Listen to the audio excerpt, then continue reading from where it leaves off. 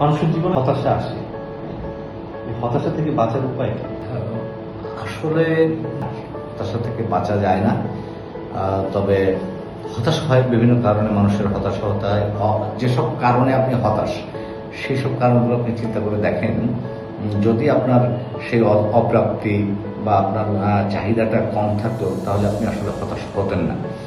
আপনি একটা জিনিস চেয়ে পাননি বিধায় আপনি হতাশ। সুতরাং এই চাওয়াটা যদি আপনার না থাকে, তাহলে আপনি কিন্তু আসলে হতাশ হবেন না। হ্যাঁ, কিন্তু দুনিয়ায় মানুষ সৃষ্টি কারণে আমরা আমাদের যে প্রকৃতি, এই প্রকৃতির কারণে আমাদেরকে হতাশ হতেই হয়। এই সময়টুকু আপনাকে ধৈর্য ধরতে হবে, নামাজ রোজা করতে হবে, আর যে যে ধর্মের লোক আছেন সেই ধর্মেরই কাজ করতে হবে, আল্লাহর উপর ভরসা রাখতে হবে। তাহলে আপনি আসলে এই হতাশা থেকে কিছুটা হলেও মুক্তি পাবেন।